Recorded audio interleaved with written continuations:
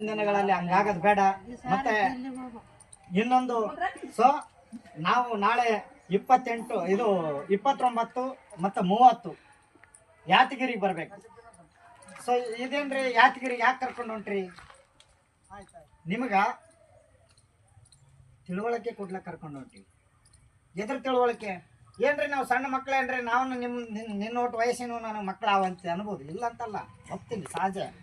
ಆದರೆ ಕಲ್ತದ್ದು ಸಾಸಿವೆ ಇಟ್ಟು ಕಲಿಯೋದು ಸಮುದ್ರದಷ್ಟು. ಅದನ್ನು ತಿಳಿಸಲಕ್ಕೆ ನಾವು ಕರ್ಕೊಂಡು ಹೊಂಟಿವಿ. ಸೊ 2 ದಿನ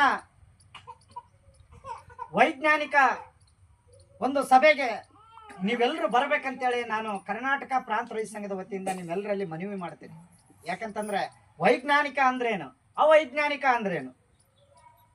ಇವತ್ತ ನಮ್ಮ ಊರಲ್ಲಿ ಹಬ್ಬ ಹರಿದಿನಗಳು ಮೊದಲ ನಮ್ಮ ಹಿರಿಯರು ಮಾಡ್ಕೊಂಡು ಬಂದಿರತಕ್ಕಂಥದ್ದು ಹೆಂಗಪ್ಪ ಅಂತಂದ್ರೆ, ಸುಗ್ಗಿಗೊಂದು ಅವಾಗ ಹಬ್ಬ ಇದ್ದವು, ಈಗಿಲ್ಲ.